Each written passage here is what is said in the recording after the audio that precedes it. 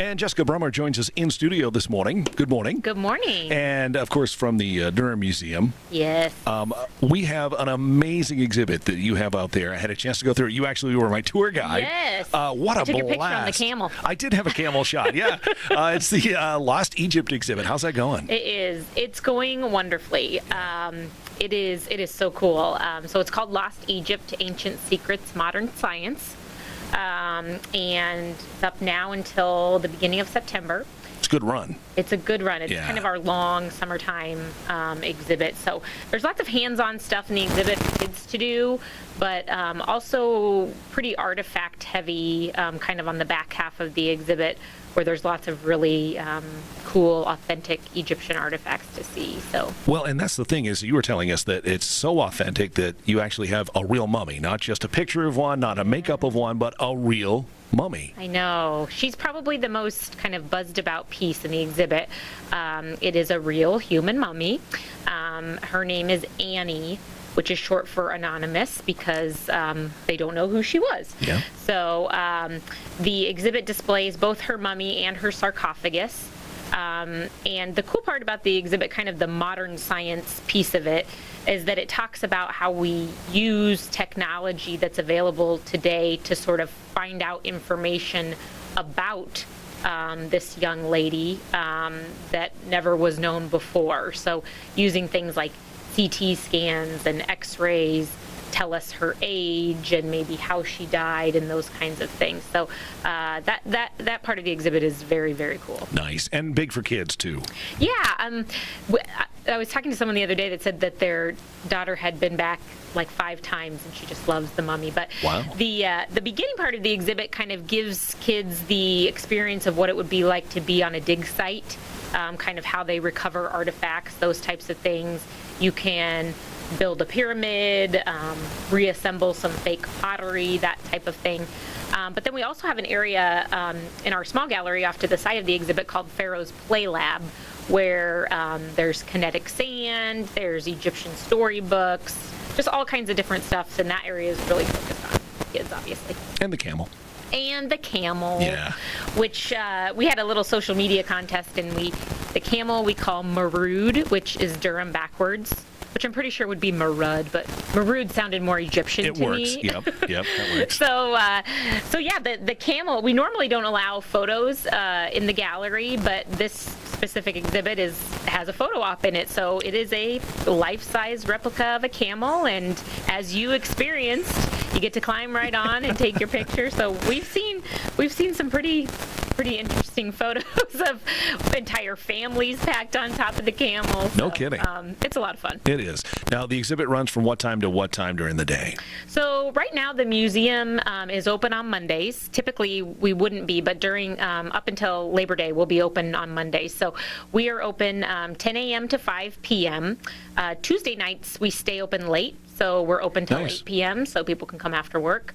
And then Saturday, 10 a.m. to 5 p.m. and Sundays is 1 to 5. Okay. So every day of the week you have an opportunity to come see it. That's great. What would you say takes a good portion of time? An hour and a half, 2 hours to spend there to actually get a chance to see and interact? Yeah, I mean, I would plan for at least an hour if you're just going to see Lost Egypt. Obviously, there's lots of other stuff at the museum yes, you can experience as well. So, but, kids seem to get sort of hung up in this exhibit. So if you're bringing your kiddos, I would plan some time for them to do all the interactives and the play lab as well. Okay. When does Wild Wild West open? Oh, we have a really cool event on July 25th, Saturday, July 25th, called Wild Wild West Day, and it's sort of a celebration of all things Wild West. So that's a Saturday at the museum from 10 to 5. The event runs all day.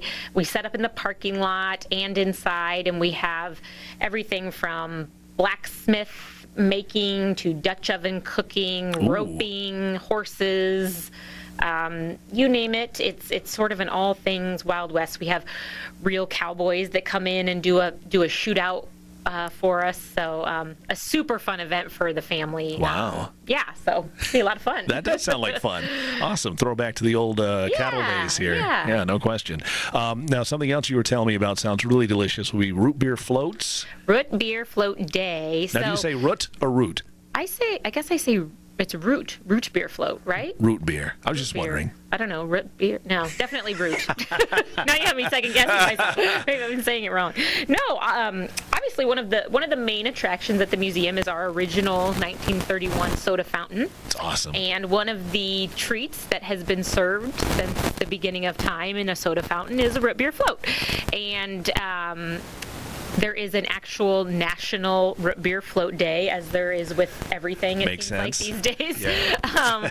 But we are celebrating root beer float day on Saturday, August 8th. And anyone who comes to the museum on that day gets free root beer float at the No soda kidding. fountain. So, yeah, it would definitely be a good day to visit. There'll be lots of sticky fingers at the museum. Oh, I bet, yeah. And August 8th, I have imagine it will be nice and warm that day. Yeah, perfect. You could Yeah. come into the air conditioning and have yourself a root beer float. Love So, it. yeah. Well, as we look ahead, obviously Lost Egypt will pass along on Labor Day, roughly that weekend. So what else is coming up?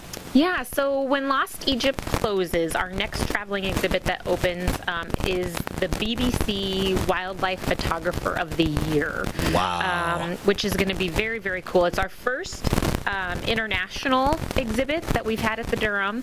And these are the photographs, the winning photographs from the BBC's Wildlife Photographer of the Year contest. So these photos are all of the winners. It's kind of a different display in that the gallery itself will be dark, and the images are backlit glass panels. So the images themselves provide the light in the exhibit. So it just sort of puts you in this immersive sort of natural environment with all of these beautiful photographs. So that should be really, really cool. We're looking forward to that. And then, of course, we have our Christmas at Union Station season, which I know it seems weird to be talking about in July, but we actually are currently on the hunt for the tree. Cool. Every year we take submissions for people who are looking to donate their tree, whether it's just too big for their yard and they need to have it cut down or whatever it might be. So we're starting that process now, and always look forward to Christmas at the station. It's one of our busiest times of the year, and one of those wonderful traditions that people love to sort of bring their families down and continue from year to year. So should be a really great fall and winter. at the Nice. Durham. Well, we're always a part of the Christmas, being the Christmas station. That's so we're down there right. with the tree lighting and all that. Yeah. It's a lot of fun. It is. Yeah. It is. If you've never been, it's really quite something to walk into our great hall and see that giant tree, and just sort of puts you immediately. Yeah. And when the carolers are there and you've got music going on And occasionally. Santa. And Santa, yeah. Yeah, That's he's a huge. staple there. He so, sure is. Yeah.